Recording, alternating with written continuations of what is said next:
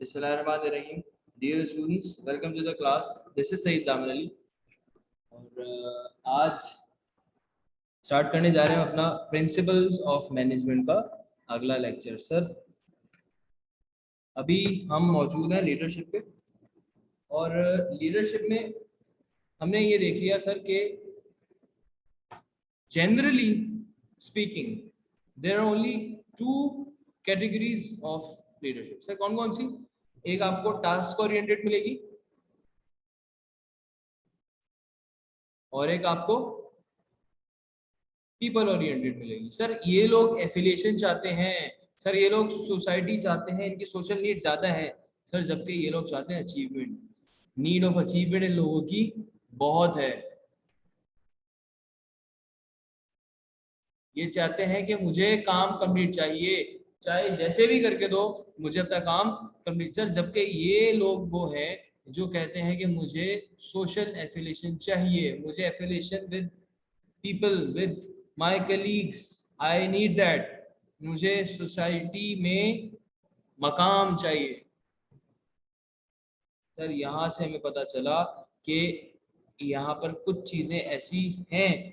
कैसी हैं? ऐसी हैं सर कि लीडर की खसूसियात बयान करती हैं जनरली।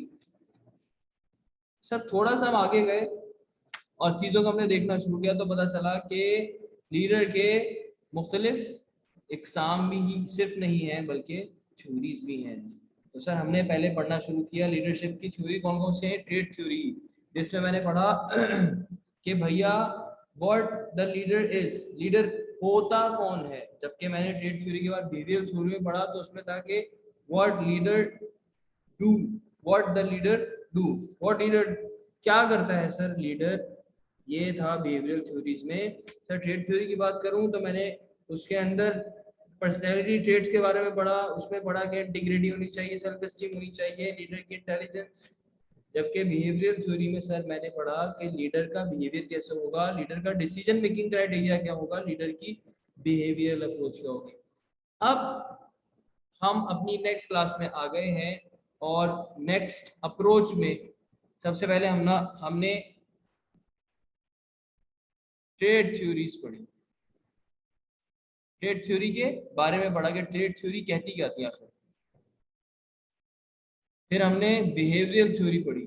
सर अब हम पढ़ने जा रहे हैं जो कि बिहेवियरल अप्रोच से बात करती थी, contingent approach, contingency approach to leadership style. Sir सवाल आ गया कि आखिर कौन सा लीडरशिप स्टाइल सही है। कोई कहने लगा कि ट्रेड थ्योरी सही कहती है, कोई कहने लगा कि बिहेवियरल थ्योरी सही कहती है, कोई कहने लगा कि दोनों गलत है, कोई कहने लगा दोनों सही है, कोई कहने लगा एक गलत है, कोई कहने लगा एक सही है।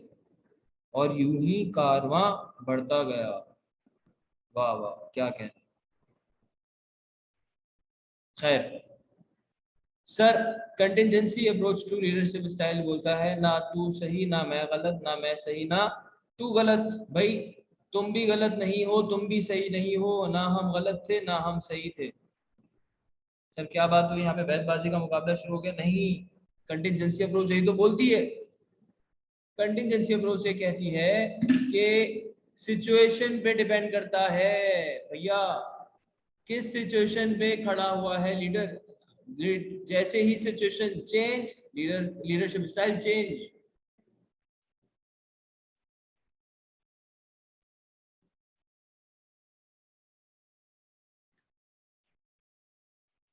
क्या समझे?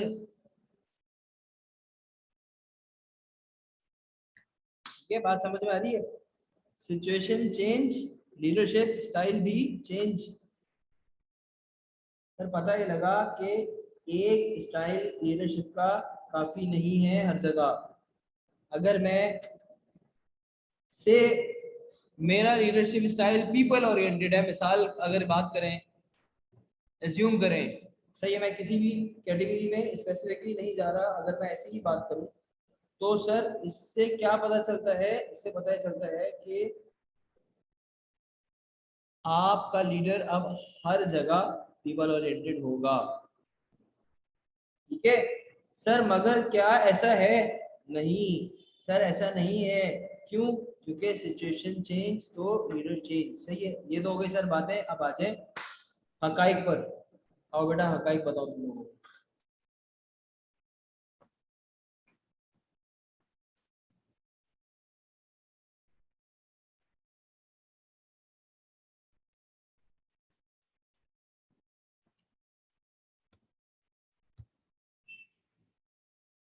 सर हमने एक लास्ट क्लास में ग्राफ बनाया था जिसका नाम था situational फेवरेबलनेस।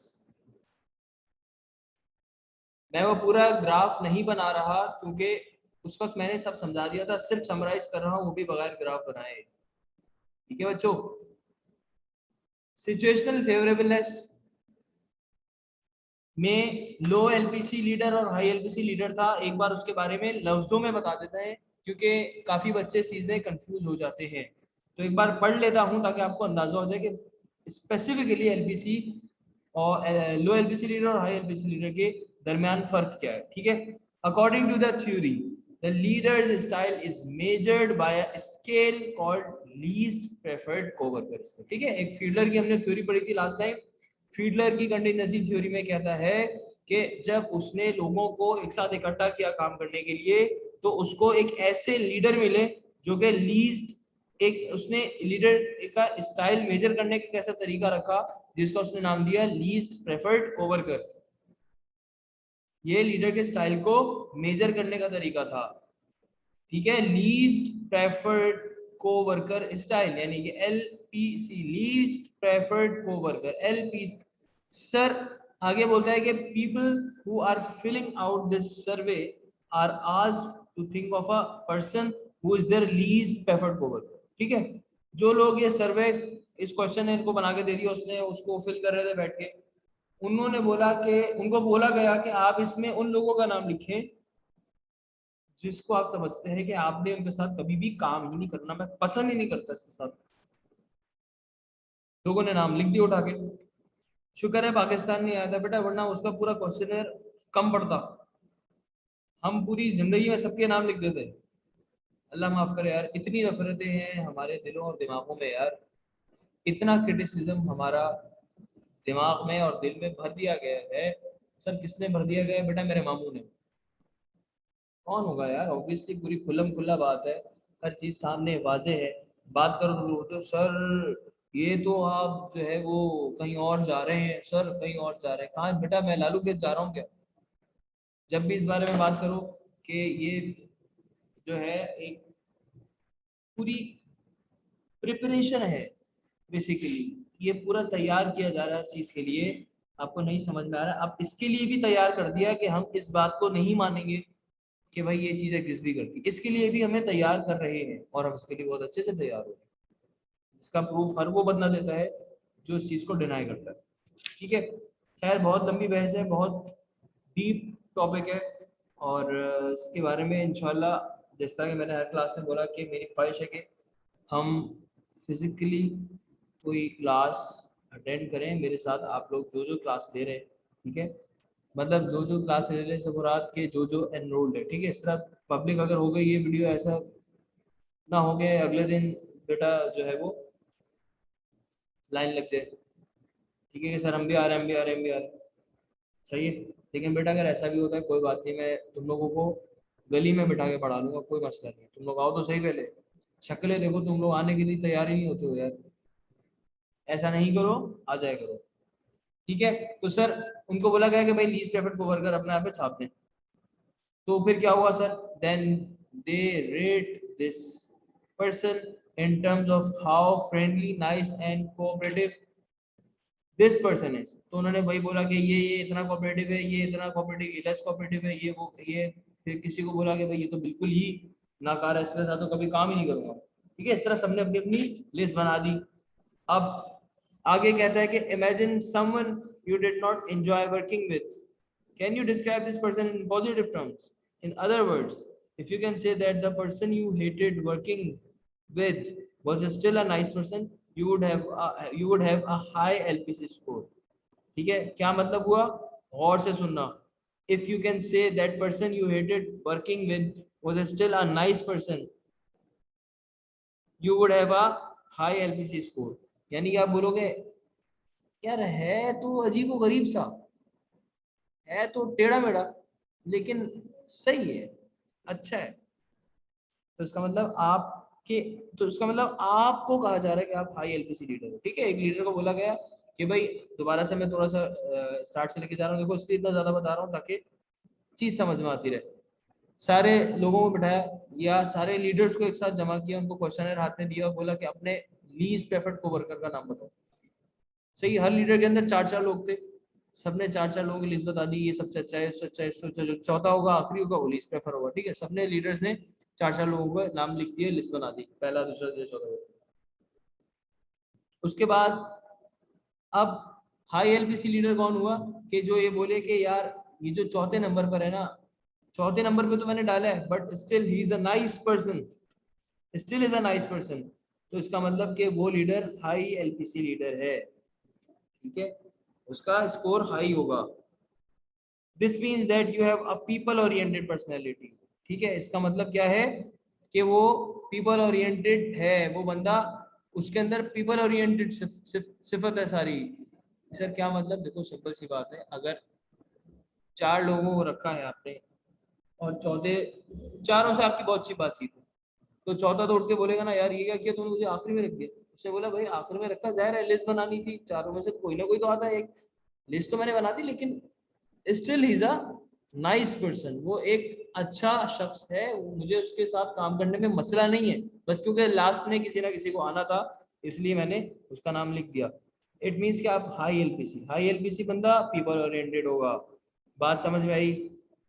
and you can separate your linking of a person from your ability to work with that person. अच्छा, on the other hand, दूसरी तरफ क्या है, if you think that the person you hated working with was also someone you did not like on a personal level, you would have a low LVC। भाई वो कहते आप बोल लो यार ये जो बंदा है ना, उसकी तो बस टूट टूट टूट टूट टूट आगे। तो अब ये क्या हो गया, ये आपका ए लीडर, तुम्हारा एलपीसी स्कोर लो है। ठीक है, अब समझ में आया हाई एलबीसी लीडर और एलबीसी लीडर क्या होता है। अब यही चीज आपको जो मैंने सिचुएशनल फेवरेबलनेस का चार्ट बनवाया था लास्ट क्लास में, उसके ऊपर रख के अप्लाई करना, चीजें सही समझ में आ जाएंगी। अगर नहीं आए तो बेटा मुझसे पूछ लेना आके। ठीक है, अच्छा जी, एक ये तो है फीडर की कंटीजेंसी थ्योरी, एक है सिचुएशनल लीडरशिप। कॉन्सेप्ट सेम है सर, मगर चीज थोड़ी सी डिफरेंट है, क्या है देखते हैं।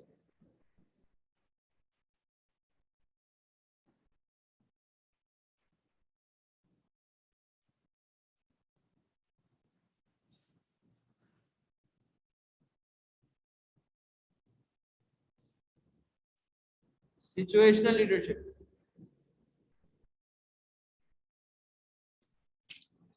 सर एक और कंटीजेंसी अप्रोच है जो कि नेथ ब्लैंचर्ड ने दिया और पॉल हर्सी ने दिया। ठीक है, दो लोग थे, बहुत सारे थे, कुछ नहीं था करने के लिए, तो उन्होंने बोला थ्योरी बना दी।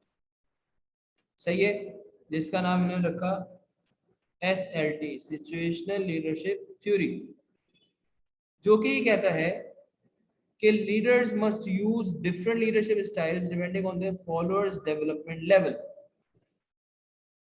सर अब ये बात तो यहाँ तक तो पहुंच गए, सही है, मजा आया, बहुत अच्छी बात है सर, खुशी भी हुई, नई चीज सीख गए कि सिचुएशन के हिसाब से लीडरशिप स्टाइल अडॉप्ट करना पड़ेगा, सिचुएशन के हिसाब से लीडरशिप स्टाइल को। सर ये तो समझ में आ गया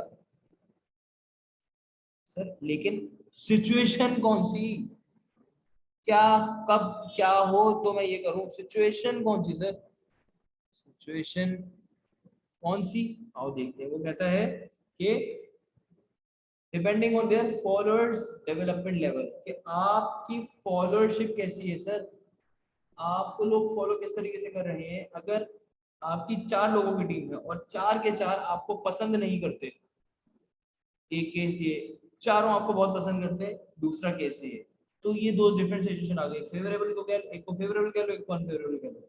सर ये है, सिचुएशन में डिपेंड करेगा, सिचुएशन में डिपेंड करेगा, कौन सी सिचुएशन सर, ये सिचुएशन।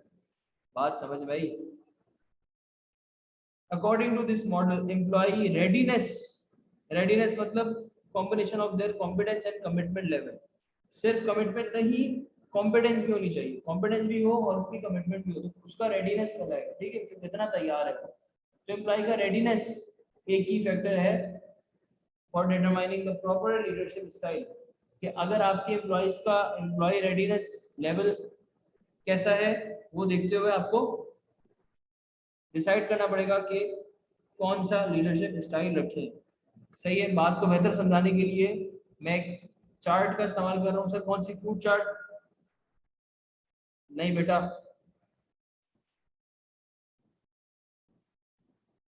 यार रमजान में एक अलग ही ना मतलब माहौल होता है। अगर आप देखो कि सिर्फ आपकी फीलिंग्स में ही बदलाव नहीं आता, बल्कि आपको ऐसा लगता है, यकीनन महसूस होता होगा आप तमाम लोगों को, कि एक हवा में मुख्तलिफ सा एक समा होता है, खुशबू ये अलग होती है। तो ये एक बहुत ही खूबसूरत महीना है बगैर किसी शक के, और बहुत ही प्यारा महीना है, जो कि पिछले 2 सालों से कोरोना की नज़र हो रहा है। और अल्लाह से दुआ है कि हालात बेहतर जो कि हो भी रहे, इंशाल्लाह और अच्छे बेहतर हो जाए हालात, ताकि चीज़ें बेहतर होना शुरू हो जाए। सही है सर, मैं चार्ट बना रहा हूँ, जिसने खानी है क्लास में आ जाए वो।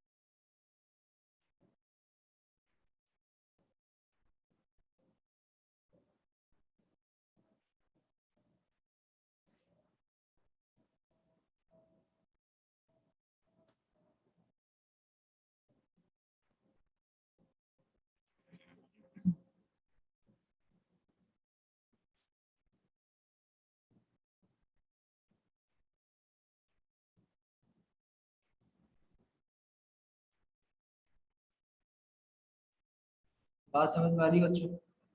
सर लेकिन अभी इनकम्प्लीट है। अभी तक ये समझ में आया कि सर अगर एम्प्लॉय की कॉम्पिटेंस लेवल जो भी हम लिखेंगे कैसा कैसा हो, अगर ऐसा ऐसा हो, तो बिहेवियर लीडर स्टाइल कौन सा होना चाहिए, डायरेक्टिंग बिहेवियर होना चाहिए। अगर ऐसा ऐसा हो तो ये होना चाहिए, ऐसा तो ठीक है। तो एक लूप ये बनाया,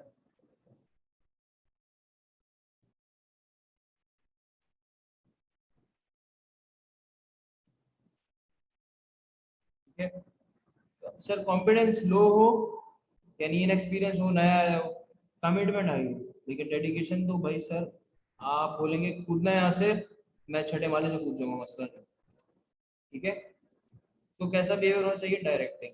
क्या आप उसको डायरेक्ट करो, क्योंकि जाहिर है वो बंदा नहीं जानता, इनएक्सपीरियंस है, इसलिए आपकी डायरेक्शन की जरूरत होगी, तो उसको डायरेक्शन दो। सर अगर उसकी कॉन्फिडेंस भी लो है, कमिटमेंट भी लो है, डंडी मार रहा है सर, अवॉइड कर रहे हैं रिस्पॉन्सिबिलिटीज को, कोचिंग बिहेवियर, ठीक है, सीखते ना वो जब परेड हो रही होती है, turn left, turn right, down, move down, stand up, go, stop, सब कोचिंग बिहेवियर रखना पड़ेगा। क्यों? क्योंकि कॉन्फिडेंस ही तो लो है, नया नया आया है, लेकिन सीखना भी नहीं चाह रहा, कमिटमेंट भी नहीं है उसकी, सर उठ के आगे ऐसे मोड़ आगे वो। सर कॉम्पिटेंसी है moderate to high level, moderate से लेकर हाई लेवल तक थी, लो नहीं है, मॉडरेट और मॉडरेट से हाई तक भी है। कमिटमेंट है सर वेरिएबल, वेरिएबल कमिटमेंट है सर। कभी कभार तो बहुत कमिटेड नजर आता है कि इससे ज्यादा कमिटेड दुनिया में कोई नहीं है, और कभी कभार तो ऐसा है कि मतलब सब घोड़े घोड़े बेच के सो जाता है घर पे। तो अगर वेरिएबल है कमिटमेंट और कॉम्पिटेंसी मॉडरेट टू है तो सपोर्टिंग बिहेवियर होना चाहिए लीडर का। लीडर को सपोर्ट करना चाहिए उसको, क्यों? क्योंकि एक कॉम्पिटेंट स्टाफ कंपनी का सबसे बड़ा एसेट होता है भाई, याद रखना। सर अगर कमिटमेंट, कॉम्पिटेंसी हाई है, कमिटमेंट भी हाई है, तो ऐसे बंदे को आप डेलीगेट करो चीजें, ताकि उसका एक्सपीरियंस बढ़े और वो भी आपके साथ वर्क पार्टनर बने आपका। डेलीगेटिंग बिहेवियर होना चाहिए सही से। डेलीगेटिंग का मतलब सिर्फ अभी समझो कि मैं अपना काम उसको पास कर रहा हूँ, अपना काम। इससे पहले तो सपोर्टिंग कोचिंग डायरेक्टिंग में तो ये है ना कि मैंने जो उसके लेवल का काम है वही उसको दे रहा हूँ, और वो तो ऑब्वियस भी है। लेकिन डेलीगेटिंग में सर मैं अपने लेवल का काम भी उससे करवा रहा हूँ। ठीक है, बात समझ में आ रही है? तो ये सिचुएशनल लीडरशिप का ग्राफ है, और ये सिचुएशनल लीडरशिप थ्योरी भी कहती है आपसे। ठीक है बच्चों?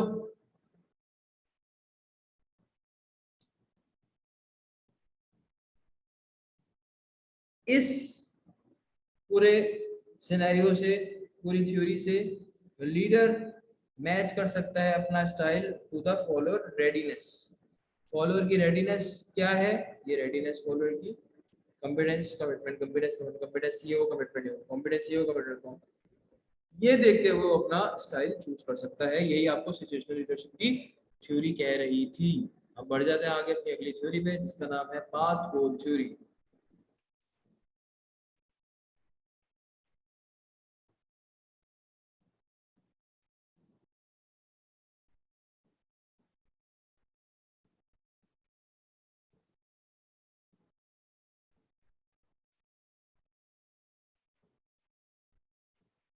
सर पाथ गोल थ्योरी में 4 किस्म के लीडरशिप स्टाइल हैं, और इसमें भी अगेन आपके पास एक एक ग्राफ बन के आएगा, एक छोटा सा चार्ट बन के आएगा, जिससे कहानी सारी समझ में आ जाएगी। सर वो क्या है, वो लीडरशिप स्टाइल्स कौन से, उसी में बता रहा होगा कि क्या कंटिजेंसी अप्रोच इस्तेमाल करनी है। तो 4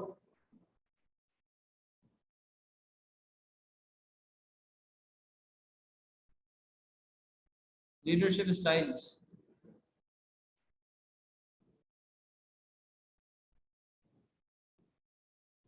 इसको बताने से पहले सर कुछ बेचारा बात कहना चाह रहा है। रॉबर्ट हाउस, जिसको घर से निकाल दिया था और बहुत फारिग था, उसने बोला चलो एक थ्योरी बना दे, तो उसने अपना नाम ही हाउस रख दिया, रॉबर्ट हाउस।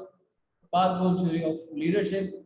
सर बहुत फारिग थे, इन्होंने क्या किया बता रहा है आगे। एक ऐसी लीडरशिप थ्योरी बनाई है जो कि एक्सपेक्टेंसी थ्योरी ऑफ मोटिवेशन पे बेस करती है, जो कि किसकी थी? व्रूम की, VRWM व्रूम की। सर व्रूम की एक्सपेक्टेंसी थ्योरी थी, क्या कहती थी कि अगर इंसान को जितना बिलीव इस बात पे है कि मैं मेहनत करूंगा तो मेरी परफॉर्मेंस होगी, तो उसका रिवॉर्ड मिलेगा, और वो रिवॉर्ड सेटिस्फाई करेगा मेरी नीड्स को। सर ये पूरा एक प्रोसेस था। अगर ये प्रोसेस होता है जितना ज़्यादा स्ट्रॉन्ग, उतनी ज़्यादा जितनी एक्सपेक्टेंसी इस चीज़ की स्ट्रॉन्ग होती है, उतना ही अच्छा मोटिवेशन क्रिएट होता है, उतना ही अच्छा आपको मोटिवेशन मिलता है।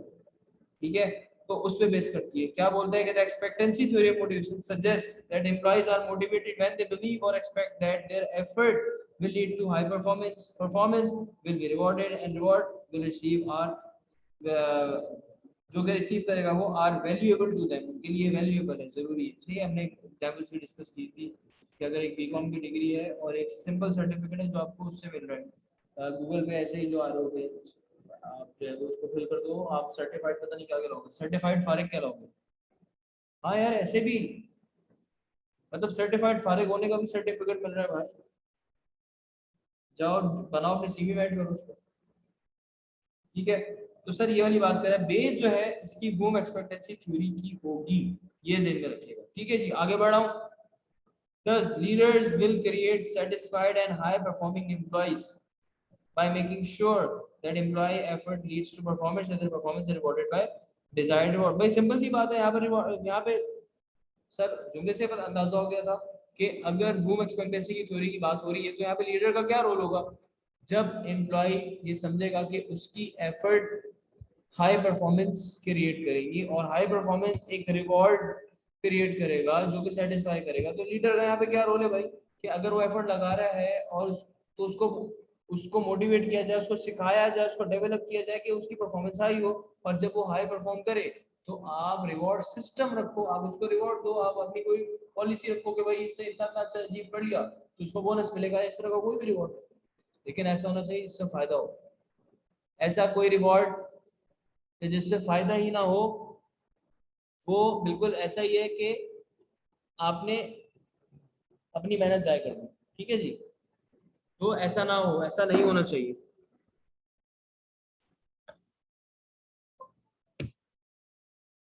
ठीक है बच्चों, तो यहाँ पे लीडर का यही रोल होगा कि वो बीच में परफॉर्मेंस और रिवॉर्ड पे रोल प्ले करेगा।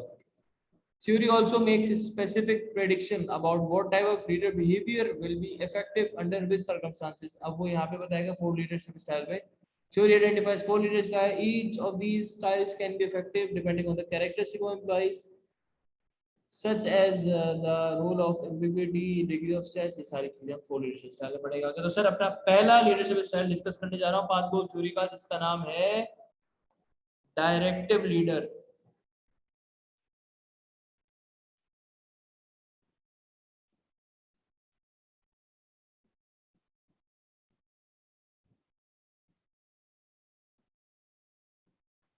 सर डायरेक्टिव लीडर कौन होता है? डायरेक्टिव लीडर सर नाम से जाहिर है, बिल्कुल वैसा ही है जैसे नाम से जाहिर है। वो स्पेसिफिक डायरेक्शंस देता है अपने एम्प्लॉइज को, उनके रोल्स को क्लियर करता है, उनकी एक्सपेक्टेशंस को क्लियर करता है, उनके शेड्यूल्स बताता है, मेक श्योर करता है कि वो किस दिन कितना कितना काम करेंगे। सर जितनी जॉब क्लैरिटी होगी उतनी ही मेरी एफर्ट सही जगह लग रही होगी, जितनी मेरी डायरेक्शन क्लियर होगी उतनी जगह उतनी ही एफर्ट मेरी सही तरीके से लग रही होगी। और जब एफर्ट सही तरीके से लगेगी तो परफॉर्मेंस होगी, जब परफॉर्मेंस होगी तो रिवॉर्ड सिस्टम आप रखो, तो रिवॉर्ड जब मिलेगा उसको तो मोटिवेट होगा और एक अच्छी टीम बिल्ड होगी। ठीक है, people are unclear about how to go about doing their jobs, giving them specific directions will motivate them. On the other hand, if employees already have role clarity and if they are performing boring, routine and highly structured job, sir तब क्या होगा कि अगर उनको clear है, अब एक बंदा 20 साल से काम कर रहा है, उसको आप बोलोगे मैं तुम्हारी जॉब क्लियर करना चाह रहा हूँ, वो आप उससे थपेड़ देना है उल्टे हाथ का है। वो बोलेगा मैं 20 साल से भाई काम कर रहा हूँ यहाँ पे, आंख बंद करके भी करोगे ना तब भी कर लूंगा, मुझे सिखाओगे तुम? तो वहां पे क्या करना चाहिए? In fact it may hurt them by creating an even more restricting atmosphere. तो वहां पे directive leadership is also thought to be less effective when employees have high levels of ability. तो सर वहां पर डायरेक्टिव लीडरशिप स्टाइल फेल हो जाएगा। एक 20 साल काम करते हुए बंदे को आप बताओगे कि काम कैसे करना है, ठीक है, तो वहां पर डायरेक्टिव लीडरशिप स्टाइल आपका फेल हो जाएगा। Supportive leader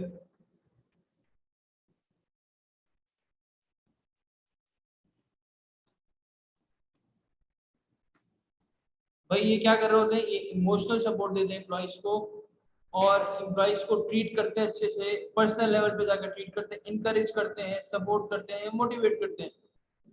in short emotional support दे रहे हैं, उसमें सब कुछ आ जाता है, मोटिवेशन ये वो सब कुछ।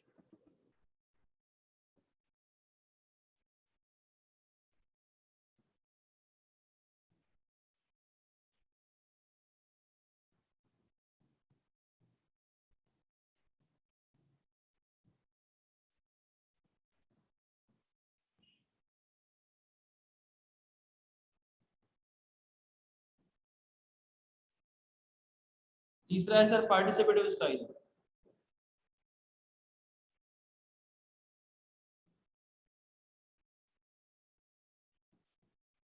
सर ये कौन से लोग हैं? जो कि एम्प्लॉइज को इनकरेज करते हैं कि वो उनके साथ पार्टिसिपेट करें डिसीजंस लेने में, प्रॉब्लम्स आइडेंटिफाई करने में, प्रॉब्लम के सॉल्यूशन आइडेंटिफाई करने में। encourage employees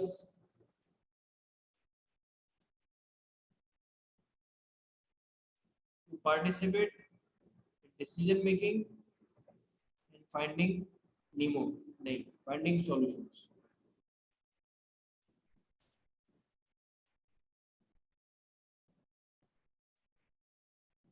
एक और तफरी क्लास का पार्ट है। और जब एक ज़माने में क्लास फिजिकल हुआ करती थी तो यही तफरी का लेवल आसमानी होता था और फिर 1 घंटा छोटा लगता था। और ये बात बच्चे खुद भी कहते थे कि सर क्लास आपकी नहीं पता लगती, 1 घंटा कहाँ गया। बिल्कुल ही जो है वो फौरन से गुजर जाती है जो मेरे पुराने बैच के स्टूडेंट्स। क्योंकि मेरे ख्याल से आप ये खुराक है। अब आप अगर यहाँ से हैदराबाद जा रहे हो, आपकी जितनी बड़ी टंकी हो आपको एक बार तो भरवानी पड़ेगी ना यार। सही है, तो चलो सर मेरी टंकी 4 साल लगवाएंगे, चलो ठीक है बेटा, तुम पंजाब जा रहे हो, तुम खैबर पख्तून जाओ, अब बोलो, आओ ना, अब कर लो, खेलना है खेलते हो, फिर तुम खैबर पख्तूनख्वा जा रहे हो, अब तो करनी पड़ी, कोई तो लिमिट होगी, चलो तुम खैबर कहीं तो लिमिट रुकेगी ना यार। इतना तो तुम पेट्रोल अगर कैरी करोगे तो फिर जाओगे कहाँ, जितना पेट्रोल के सही है। तो बात समझ में आती है कि सर इंसान के दिमाग की कोई ना कोई लिमिट है, उसको कहीं ना कहीं रुकना होता है। तो उस दिमाग की लिमिट को बढ़ाने के लिए क्लास में तफरी का एलिमेंट होना ज़रूरी है। मगर ऑब्वियसली ये चीज़ मेक श्योर मैं करता हूँ और अल्हम्दुलिल्लाह हमारे हर बच्चा भी करता है कि एक लिमिट पे रह के मजाक जो है वो मजाक किया जाए, हर चीज़ को लिमिट में रह के करना चाहिए। और लिमिट में रख के अल्हम्दुलिल्लाह तफरी होती है, मज़ा भी आता है, क्लास नहीं पता लगती। वो अलग बात है कि मेरी लिमिट जो है वो बाकी तमाम जगहों की लिमिट्स से बहुत ज़्यादा ऊपर है। ठीक है, बाकी जगहों पे लिमिट्स बहुत जल्दी आ जाती है, मेरे यहाँ वो लिमिट बहुत बाद में आती है। ठीक है, लेकिन आती ज़रूर है। हाँ, आरामखोरी जो है वो बच्चे उधर जाता है आरामखोरी में, मगर एक पॉइंट आता है ऐसा। सही है सर, अपने अगले लीडरशिप स्टाइल की तरफ जा रहे हैं जिसका नाम है अचीवमेंट ओरिएंटेड लीडर। सर एक चीज आप गौर से अगर देखोगे ना तो आपको एक चीज दिखेगी,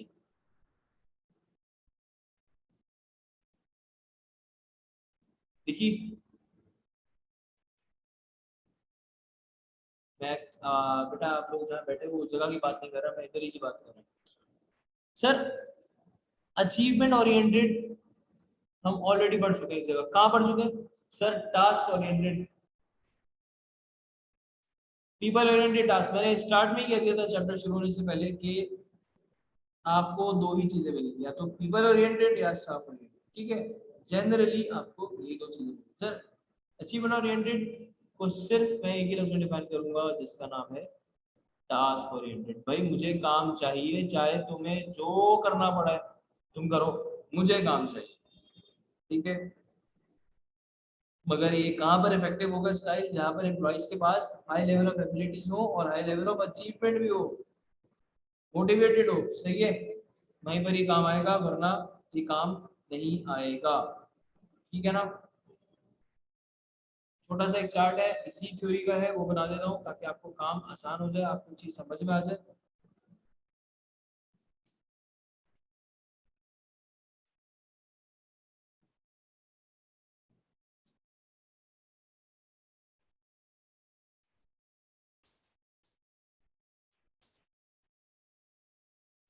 कोशिश यही है कि आज की क्लास में कम से कम कंटिजेंसी अप्रोच की सारी थ्योरीज कंप्लीट करवा दी जाए, ताकि कंटेम्पोरेरी अप्रोचेस जो है नेक्स्ट क्लास में करें और ये चैप्टर खत्म कर दें।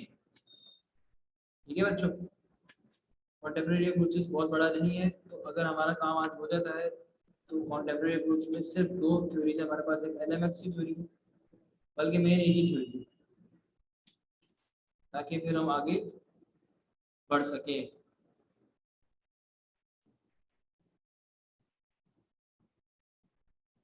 सर चार्ट ये बोलता है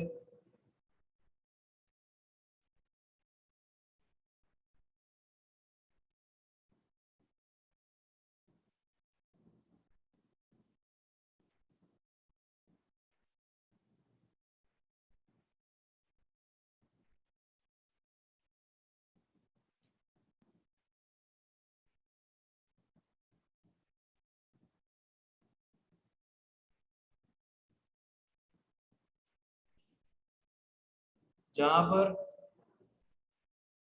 रोल एम्बिग्विटी बहुत ज्यादा हो। सर एम्बिग्विटी का मतलब क्लैरिटी ना हो बेटा, ब्लर। सही है, लघु मायनों में इसको ब्लर कह सकते हो, लेकिन यहाँ ब्लर के तौर से नहीं, यहाँ पे ऐसे होगा कि अनक्लियर है, रोल क्लियर नहीं है। ठीक है, एम्प्लॉइज की लो एबिलिटीज, यहाँ सारा जो है वो एम्प्लॉइज के बारे में बात होगी, लो एबिलिटीज हो एम्प्लॉइज की। और external locus of control. Sir इसका क्या मतलब एक्सटर्नल लोकस ऑफ कंट्रोल का? उनके पास कंट्रोल उस तरीके से नहीं जहाँ जिस तरीके से पार्टिसिपेटिव में होता है। ठीक है, कि कंट्रोल होता है हर चीज का, कि उनके पास थोड़ी सी डिसीजन मेकिंग होती है, थोड़ा सा सेंट्रलाइज्ड डिसेंट्रलाइज्ड स्ट्रक्चर होता है, ऐसा कुछ नहीं होता है यहाँ पर। तो वहां पे आप डायरेक्टिव स्टाइल अडॉप्ट करोगे। सर जहाँ पे टास्क बोरिंग हो और रेपिटेटिव हो, सही, मोनोटोनस हो, रेपिटेटिव हो, और बहुत ज्यादा स्ट्रेसफुल काम हो, सर वहां पे क्या होगा?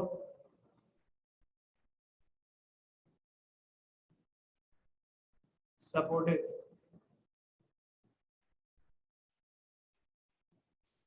सर जहाँ पे एम्प्लॉइज की एबिलिटीज हाई हो,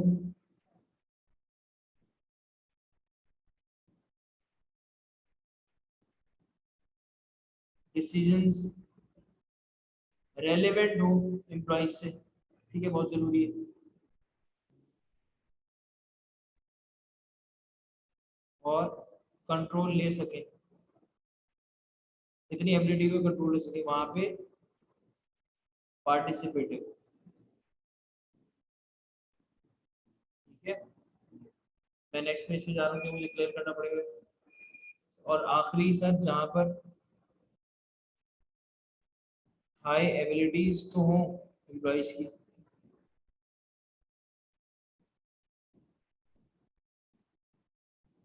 और साथ में हाई अचीवमेंट की मोटिवेशन भी हो कि भाई मुझे कुछ बड़ा अचीव करना है, ऐसी जगह पे अचीवमेंट ओरिएंटेड। ठीक है, इससे ज्यादा समराइज करके इस थ्योरी को नहीं बताया जा सकता, सबसे एंड लेवल पे समराइज हो चुकी है। ठीक है, जरा 5 मिनट का ब्रेक ले लेते हैं। 5-2 हो रहे, 5-7 में इंशाल्लाह आपके पास।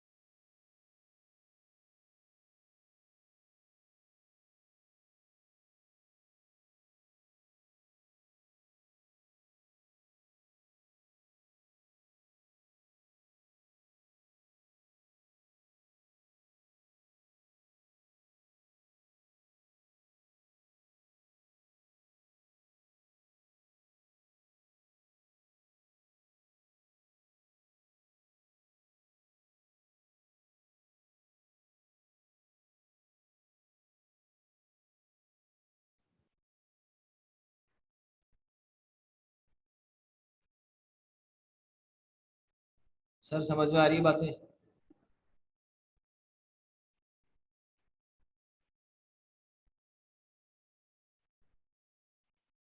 ये है हमारी थ्योरीज, ये है लीडरशिप स्टाइल। मेरा नहीं ख्याल कि कोई भी ऐसी चीज या कोई भी सवाल होगा जो बल्कि नहीं हुई। देखो हर बच्चे का दिमाग अलग होता है, हर बच्चे का सोचने का तरीका अलग होता है, तो कभी भी किसी भी टाइम किसी भी किस्म का सवाल आए पढ़ाई से रिलेटेड, ठीक है बेटा, सर वो मान नहीं रही, कोई तरीका बताए सर कैसे, तो बेटा महबूब आपके कदमों में जो है वो आप देखोगे लिखा हुआ, उधर जाओ। ये तो कोचिंग, समझे मुन्ना? अच्छा जी, चलो खैर यार आगे बढ़ते हैं। अब हमारे पास है एक मॉडल है, ठीक है, डिसीजन मॉडल है। वो ये कहता है, अच्छा मॉडल का नाम है Bloom and Yetton's normative decision. सही नाम नहीं दे रहा मैं, सिर्फ नॉर्मेटिव लिख रहा हूँ। चलो ये लिख देता हूँ, ब्लूम एंड येटन्स नॉर्मेटिव, होता है ना इंफॉर्मेटिव, ये नॉर्मेटिव। सही, इंफॉर्मेटिव जेन में रखना अपने, ऐसे तफरी के लिए नहीं बताया मैंने। नॉर्मेटिव डिसीजन मॉडल, ठीक है भाई। एक स्कूल में प्रोफेसर थे विक्टर रूम, और उनके कॉलेज कलीग्स क्या किया, developed a decision making tool to help leaders determine how much involvement they should seek when making decision. कि भाई कितना हम इन्वॉल्व करें एम्प्लॉइज को, क्या ऐसा करते हैं कि एम्प्लॉइज पे सब कुछ छोड़ दें। अब उतना एक्सपीरियंस तो नहीं उनका जितना हमारे पास है, उस तरीके से तो नहीं देख सकते जिस तरीके से हम देखते हैं। तो क्या उनको सारा का सारा डिसीजन मेकिंग दे देना सही है? नहीं ऑब्वियसली। तो कितना दिया जाए, उनकी इन्वॉल्वमेंट कितनी रखी जाए, उसका टूल बता दिया इन लोगों ने बैठ के। तो मॉडल क्या है, तो डिसीजन मेकिंग स्टाइल्स, अच्छा कहता है कि the model starts by having leaders answer several questions and working their way through a decision tree based on their responses, ठीक है। तो उसने बोला कि पहले उसने कहा कि ये चीजें देखनी पड़ेगी। कौन सी चीजें देखनी पड़ेगी भाई? सबसे पहले कहता है कि डिसाइड करो,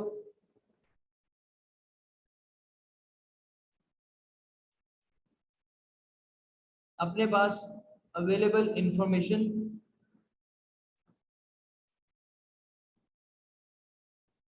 रखते हुए डिसाइड करो, डिसीजन लो। सही है। डिसीजन किस चीज का सर? उसी चीज का कि कितनी इन्वॉल्वमेंट होनी चाहिए।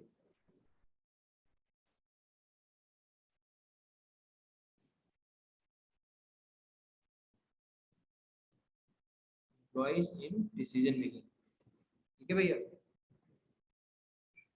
कंसल्ट इंडिविजुअली, उनसे अलहदगी में अलग अलग सबसे इंडिविजुअली कंसल्ट करो, इंडिविजुअली पूछो कि तुम्हारा क्या लेवल है, तुम्हारा किस ग्रुप से हो, क्या तुम डिसीजन अलोन ले पाओगे? बोलेगा नहीं सर, कुछ बोलेंगे हाँ, कुछ बोलेंगे नहीं, मुझे थोड़ी बहुत डायरेक्शन चाहिए होगी, ठीक है।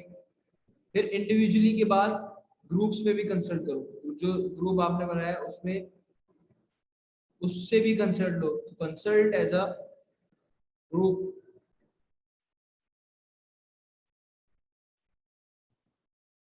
facilitate, ठीक है। The leader shares information about the problem with group members collectively and acts as a facilitator. The leader sets the parameters of the decision. Facilitate करो उनको, उनको बताओ कि भाई जिस चीज के लिए डिसीजन लिया जा रहा है उसके लिए ये इन्फॉर्मेशन है, ये सारी चीजें, उसी के बाद वो डिसीजन ले पाएंगे ना। और इन तमाम चीजों के बाद फिर आप डेलीगेट कर दो डिसीजन मेकिंग को, ठीक है, डिसीजन मेकिंग उनके ऊपर छोड़ दो, डेलीगेट कर दो। सही है, ये है स्टेप्स, स्टेप्स ऑफ डेलीगेशन कि आप कैसे डेलीगेट करोगे। सही है। ये है सिंपल सा Bloom and Yetton's normative decision making model. Normative decision model था, छोटा सा था, सिंपल सा था। सर आगे बढ़े, और अगले हमारे मॉडल का नाम है हर्सी ब्लैंचर्ड सिचुएशनल मॉडल। ये नाम आपने सुना है, नहीं सुना तो आगे बहुत सुनोगे। ये आधा अधूरा नाम चॉकलेट में भी मिलेगा आपको। जो डार्क चॉकलेट होती है ना बेटा, वो तुम्हारी जुबली की बात नहीं कर रहा हूँ। होता है ना बच्चे, सर हाय सर मैं तो जुबली खाई है, उसमें तो नहीं है ना बेटा, वो ले लेंगे जो दूसरी चॉकलेट्स होती हैं, डार्क चॉकलेट्स होती हैं जिसमें 100% चॉकलेट होती है, किसी में 90-80 होती है। हम जो खाते हैं उसमें तो पता नहीं बेटा सिर्फ छड़कते हैं वो चॉकलेट, ये जो बाजार में मिलती है।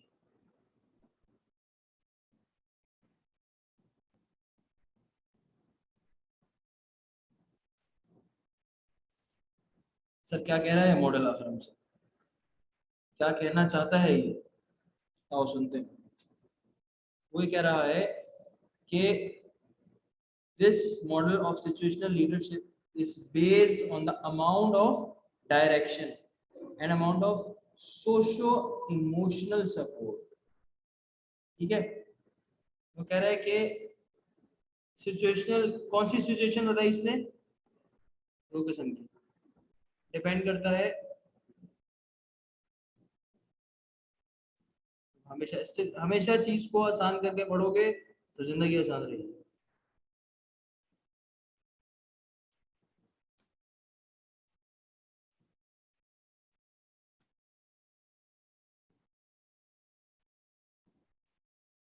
ठीक है भाई।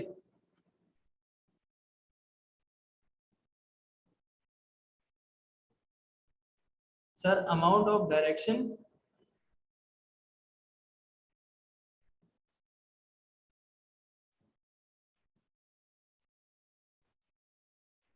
टास्क बिहेवियर और अमाउंट ऑफ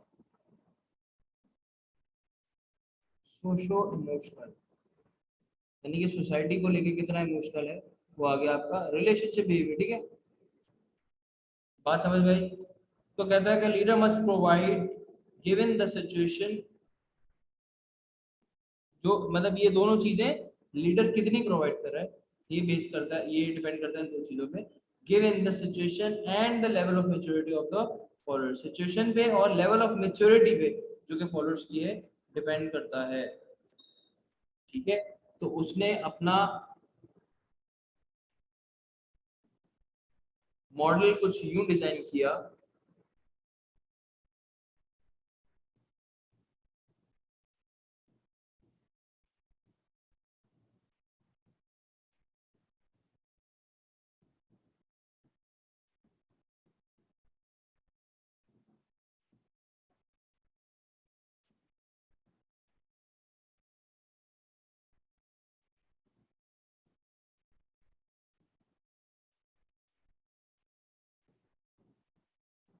मोर और लेस ऐसा ही होगा।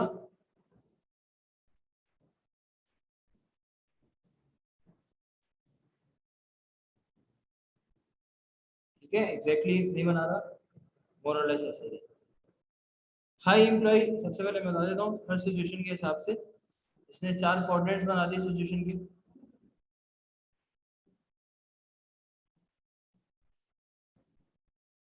सिचुएशन 1,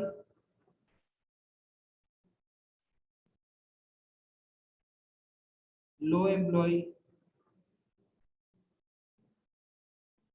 हाई टास्क, यानी टास्क बिहेवियर और पीपल ओरिएंटेड रिलेशनशिप बिहेवियर, ये जेन में रखना सही। हाँ, टास्क बिहेवियर, रिलेशन बिहेवियर, ये जेन में रखना। सिचुएशन 2 क्या है, रिलेशन बिहेवियर कैसा है, हाई एम्प्लॉय रिलेशनशिप बिहेवियर है और टास्क भी हाई है, हाई टास्क। सिचुएशन 3 क्या है भाई, हाई एम्प्लॉय लो टास्क। सिचुएशन 4, लो एम्प्लॉय रिलेशनशिप और लो टास्क। ठीक है सर, ये है क्या चीज, ये है क्या चीज, अब आओ उसको देख लेते हैं। वो कहता है task behaviour is the extent, कौन सा behaviour, task behaviour is the extent to which the leader engages in spelling out the duties and responsibility to individual. मतलब के टास्क बिहेवियर इस चीज की इंडिकेशन देगा कि उस एक्सटेंट की बात कर रहा है, किस एक्सटेंट की, to which leader engages in spelling out telling out duties and responsibility to the individual, यानी कि किस तरीके से लीडर अपने इंडिविजुअल या ग्रुप को उनकी रिस्पॉन्सिबिलिटीज गाइड कर रहा है। बात समझ में आई। This behaviour includes telling people what to do, how to do, when to do, यानी कि अपने टास्क बिहेवियर में आएगा कि आप अपने एम्प्लॉइज को किस तरीके से उनकी रिस्पॉन्सिबिलिटीज गाइड करो। जबकि अच्छा, task behaviour the leader engages in one way communication, task behaviour में वो सिर्फ बताएगा चीजों को। जबकि रिलेशनशिप बिहेवियर की बात करें अगर, तो it is the extent to which the leader engages in two way multi communication, यहाँ पे दो तरफा कम्युनिकेशन होगी, हम बोल भी रहे होंगे, सुन भी रहे होंगे, सिर्फ बता ही नहीं रहे होंगे, अनलाइक टास्क बिहेवियर जिसमें वन वे कम्युनिकेशन होती है। सर रिलेशनशिप बिहेवियर में टू वे कम्युनिकेशन हो रही है, और क्या हो रहा है sir? The behaviour includes listening to and facilitating employees and supporting employees, अपने employees को support करते हैं, encourage करते हैं, facilitate करते हैं information से, and और सही है दो चीजें। अच्छा, maturity क्या है? And maturity is willingness of a person to take responsibility, ये है आपकी willingness। So employees ultimately क्या होगा? Employees tend to have very varying degree of maturity depending on the specific task function और objectives that they attempt to accomplish। Sir यानी कि एक चीज समझ में आ गई मुझे कि अच्छा, एक चीज सर मुझे समझ में आ गई कि ये, अच्छा पहले तो सबसे पहले ये मॉडल समझ लो, मॉडल है क्या अभी तक समझ में? अगर आपको भाई, अगर आपकी लो एम्प्लॉय और हाई टास्क वाली सिचुएशन है, यानी कि आपका टास्क बिहेवियर ज्यादा है और रिलेशनशिप बिहेवियर कम है, तो ये वो सिचुएशन है। आपका टास्क बिहेवियर ज्यादा है, रिलेशनशिप बिहेवियर भी ज्यादा है, ये सिचुएशन है। टास्क बिहेवियर ज्यादा है, रिलेशनशिप बिहेवियर कम है, और टास्क रिलेशनशिप दोनों चीजें कम है। ये चार सिचुएशन जिन्हें डिफरेंटली बता दी, और इन चार डिफरेंट सिचुएशंस के बारे में अब वो बताएगा कि किस सिचुएशन में क्या करना है। तो सबसे पहले बोलता है कि S1 की बात करें अगर, जहाँ पे लो एम्प्लॉय और हाई टास्क है, वहां पर जहाँ पे टास्क बिहेवियर ज्यादा है और रिलेशनशिप बिहेवियर कम है, तो वहां पर क्या होगा? वहां पर आप अपना लीडरशिप स्टाइल टेलिंग रखो, ठीक है? यानी कि वन वे कम्युनिकेशन है, टेलिंग, सिर्फ डायरेक्ट करो उनको, टेल बताओ उनको, सही है। जबकि S2 की बात करें अगर, तो S2 में वो कहता है कि क्योंकि आपका दोनों चीजें हाई हैं, सही है, इसलिए यहाँ पर क्या होगा? सेलिंग, टेलिंग में सिर्फ आप बताते हो इस नियत से कि मैं आपसे सुनना नहीं चाह रहा, मैं एम्प्लॉय आपसे सुनना नहीं चाह रहा, मैं आपको सिर्फ बता रहा हूँ, उसको सुन लो खामोशी से। सेलिंग में आप उनको बता रहे हो तो इस नियत से कि वो आपको आगे रिस्पॉन्ड करेंगे, ठीक है? जबकि S3 में आपका स्टाइल होगा पार्टिसिपेटिंग, क्योंकि यहाँ पर टास्क बिहेवियर कम है और रिलेशनशिप बिहेवियर ज्यादा है।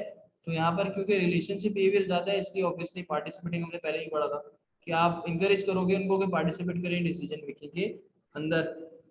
सर जबकि अगर दोनों चीजें लो हैं, तो आपको डेलीगेशन की तरफ जाना चाहिए। आप इन चीज़ों, आप अपने काम को, डिसीजन मेकिंग को आगे डेलीगेट कर सकते हो। ये हो गई आपकी कंटिजेंसी अप्रोच। कॉन्टेम्पोरेरी अप्रोच रह गई, और कॉन्टेम्पोरेरी अप्रोच के साथ हमारी एसेंशियल क्वालिटीज ऑफ लीडर रह गया। सर इसके बाद ये चैप्टर खत्म। अब जो डेलीगेशन डेलीगेशन बार बार आ रहा है, ये आपको अगले चैप्टर में ही दिखेगा कि बेसिकली है क्या, और अगले चैप्टर का नाम भी अथॉरिटी एंड डेलीगेशन ही है, ठीक है जनाब? तो ये हम इंशाल्लाह नेक्स्ट क्लास में करेंगे कवर। चीज़ें हमारी आहिस्ता आहिस्ता बढ़ रही, तेजी से कोशिश करो चीज़ों को लिंक करते हुए चले जाओ। देखो हर क्लास में सर आप बोलते हैं, आखिर इतना बोलते हैं हर क्लास में, देखो बोलने का बेटा रीज़न है, मुझे पता है मेरी चीज़ है, मुझे मालूम है कि चीज़ बहुत लिंक हो के जा रही है, आप लोग नहीं पकड़ पाओगे, संभाल नहीं पाओगे, बिगड़ जाओगे। इसलिए बेहतर यह है कि चीज़ को लेके चलते रहो ना साथ साथ यार, ठीक है? सो मैं क्लास को एंड कर रहा हूँ यहाँ पर। चीज़ें आई होप कि आपके समझ में आ रही हैं, और चीज़ें हो रही हैं, मुझे रिवाइज होते हुए करते हुए बच्चे दिखने चाहिए।